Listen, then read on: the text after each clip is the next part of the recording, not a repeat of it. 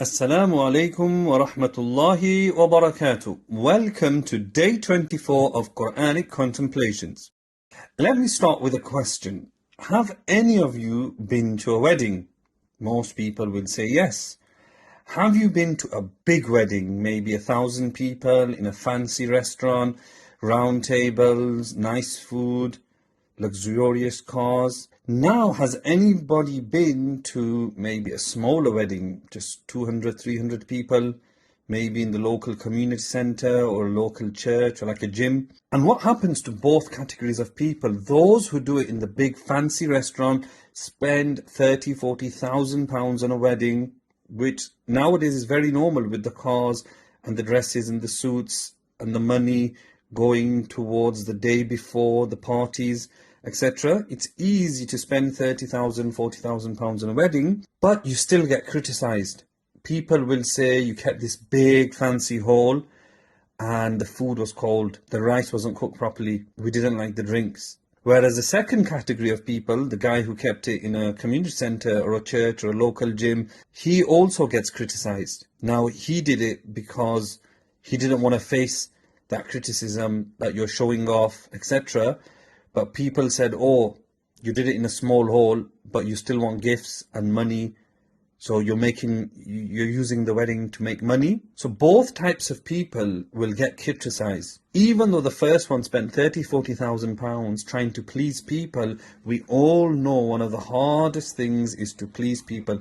You will never please anybody. So it's best to please Allah subhanahu wa ta'ala.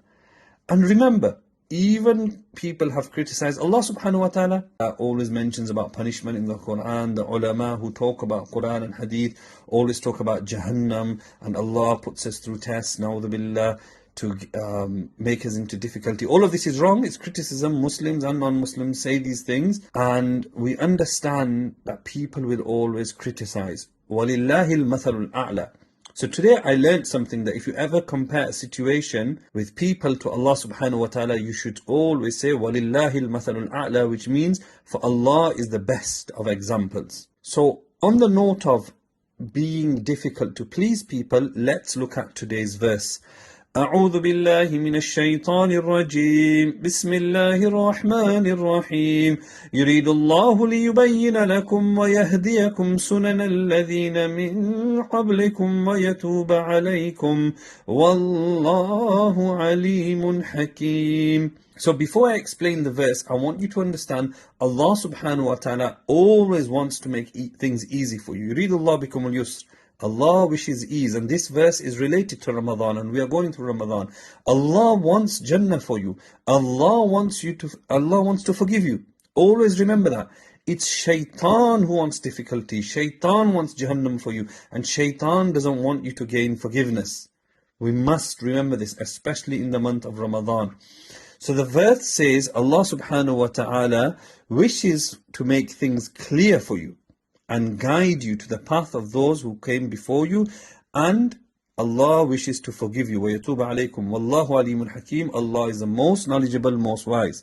Further, Allah subhanahu wa ta'ala states, Allah wishes to forgive you, and those who follow their desires, they want you to follow them. They want you to become like them. They are sinful, they disobeyed Allah subhanahu wa ta'ala, neglected Him. They want you to become just like them.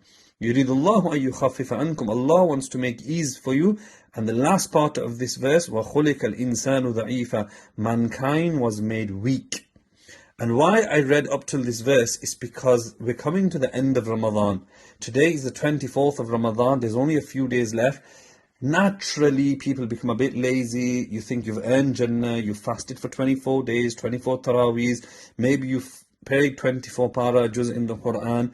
So I don't want you to become lazy. Think about all that Taraweeh, the hot masjid, the sweating, your legs were aching, the fasting, your mouth is dry, the headaches you got. Look at all the benefits of how much you're exercising your soul, and we need to continue that for the rest of the year.